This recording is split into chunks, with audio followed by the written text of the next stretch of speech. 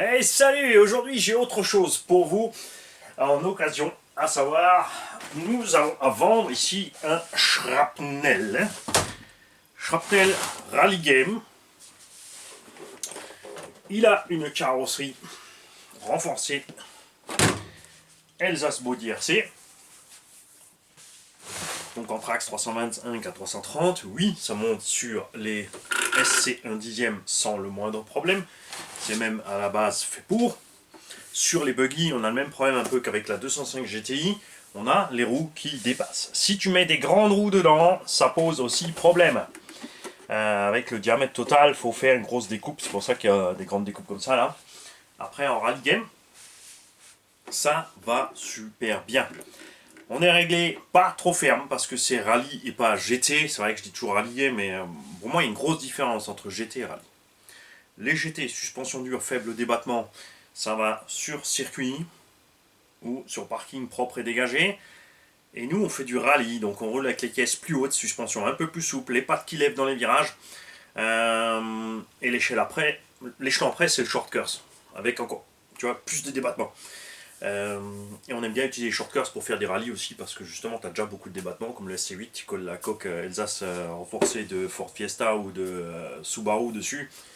Impreza était parti en mode rallye tout terrain, donc ça peut un peu tout faire.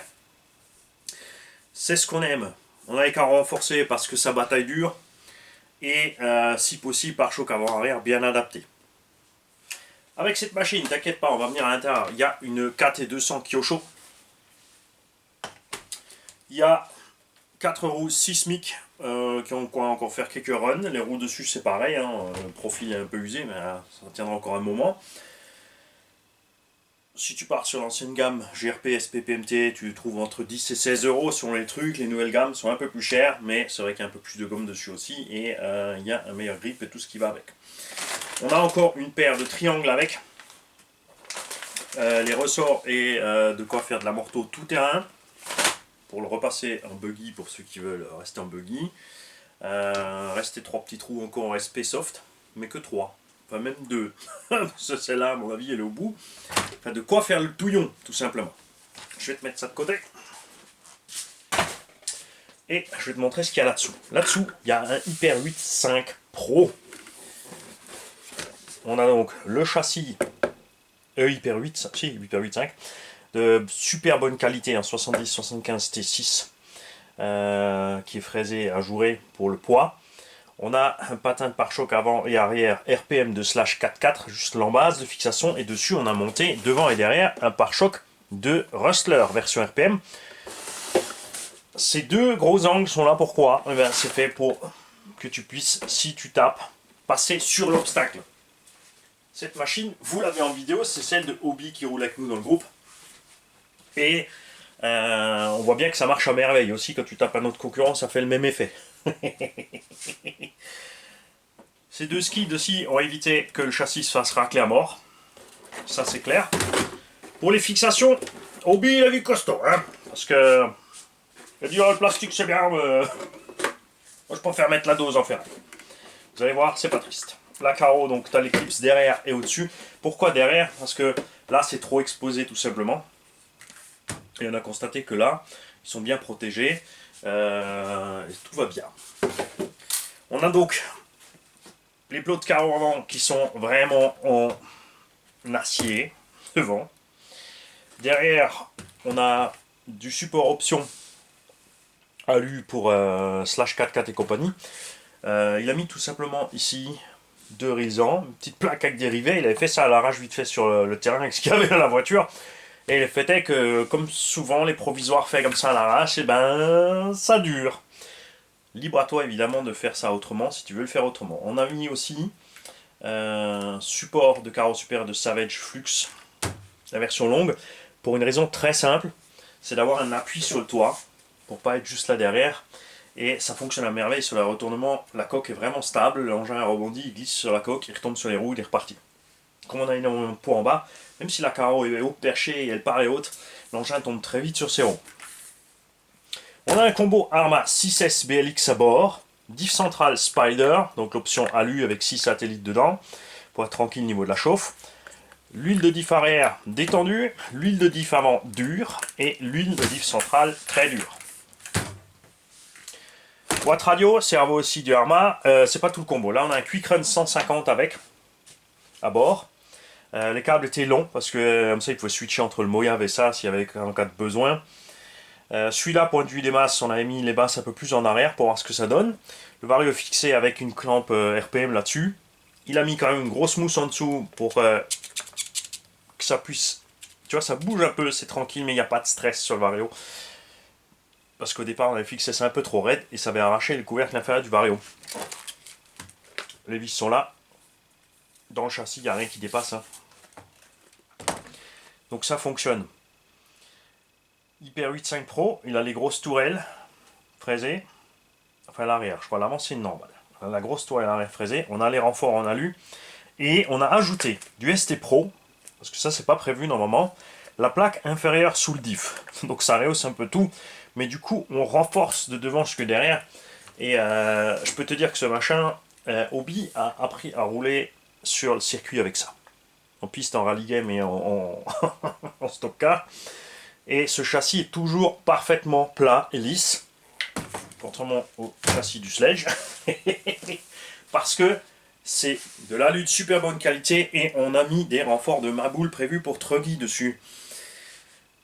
Donc les risques de tordre le châssis sont vraiment très minces. La barre de Ackermann aussi de très bonne qualité, on a la petite platine devant en carbone, et on dit des suspensions aux huiles assez fermes, mais les ressorts pas trop encore. C'est un shrapnel. Un shrapnel, ça veut dire que c'est un engin qui a été réparé de fortune systématiquement. Et ça tient, tu roules, tu continues, tu le laisses là. Donc il est à vendre dans cet état-là.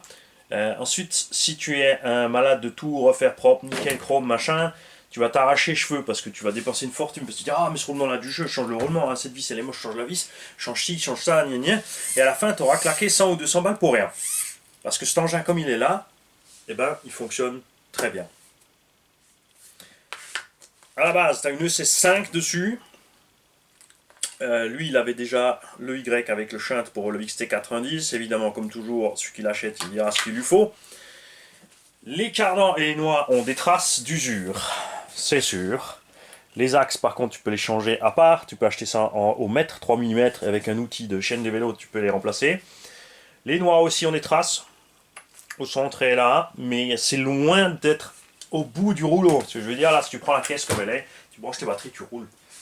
Tu te fais pas du mal avec les réglages et les petits détails et les petits jeux. C'est fait pour s'amuser. Point barre. Sans réfléchir, sans devoir se concentrer sur l'entretien et s'inquiéter de la machine, qu'il pleut, qu'il vente ou qu'il neige. Tu te fais plaisir. C'est ce que Hobie a fait. Il a servi plus d'une année là. Et tu vois, une année de sauvagerie. On a les vidéos, on va pas vous dire le contraire. Bon engin à peine servi, super état, top prévision, préparation hors norme. Non, non, non, non. C'est un bidouillage roulant. C'est un shrapnel. Hop là, le clip, c'est parti. Et comme dit, tu n'as aucun frais à prévoir dessus. Des pneus, si tu veux des pneus, si tu veux changer ton grip ou le style de terrain, à toi de voir. L'engin complet, donc RTR, 300 € plus Mondial Relais si tu veux l'avoir chez toi. Voilà. Tu me contactes sur rcgarage68@gmail.com. Titre du mail, shrapnel à vendre. Très important, mettez-moi toujours le titre qu'il faut. Hein. Que je puisse tout de suite voir, parce que dans l'urgence, enfin je fais toujours d'abord, comme dit, d'abord les dépannages. Donc écrivez-moi en panne si vous êtes en panne. N'écrivez pas en panne pour que je lise votre mail parce que tu veux passer avant les autres, parce que je vais commencer à lire, je vais voir que tu n'es pas en panne, je vais te zapper et je vais pas te répondre. C'est aussi simple que ça. Parce que d'abord les dépannages. Les ventes quand on fait des vidéos de vente d'occasion. Et ensuite au fur et à mesure du temps, je m'occupe du reste. Parce qu'on est de plus en plus. Et comme toujours, le contact primaire, Si tu as des questions, des choses à dire, c'est sur les commentaires de la chaîne. Fais-toi un compte YouTube, fais-toi une petite chaîne sans contenu. Il y a des gens qui, voilà, parce que c'est vrai qu'il faut faire une chaîne pour pouvoir commenter, donc ils ne comprennent pas trop, mais il n'y a rien à faire. Tu fais une chaîne, mais tu ne l'utilises pas tout simplement. Les commentaires d'office ne sont pas activés, donc voilà. Et comme ça, tu peux me contacter. Le blog est sur la chaîne, pas sur le mail, pas sur Facebook, ni nulle part ailleurs. Le blog, mon blog à moi, c'est là où je suis, c'est dans les commentaires. Je vous réponds dans les commentaires. Faut attendre en général 24 heures. C'est une boucle. Je suis là en général le matin. Quand j'ai le temps, je me glisse de temps en temps la journée. Mais principalement, c'est le matin, pendant que je bois mon café et que je fais mon caca. Voilà, c'est la vraie vie. On est tous pareils. Tous des chieurs. À toutes les lettres qui disent ouais, il a raison, vous êtes des chieurs, les mecs. Ouais, mais bon, on est sexy quand même.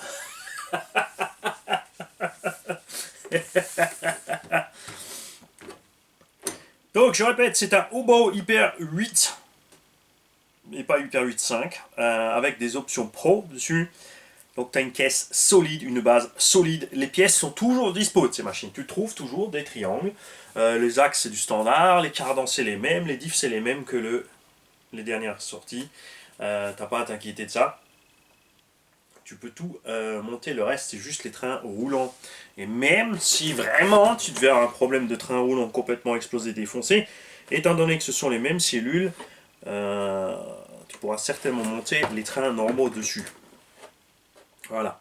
Il y a quelques petites choses à faire, je dirais qu'à l'arrière, tu vois là il a un peu exagéré sur mon hobby, sur le, le réglage de butée. Sors les BTR par en haut et par en bas tu mets une vis, comme ça la tête bombée de la vis repose sur le châssis, parce que là ça va passer à côté, ça va pas tarder.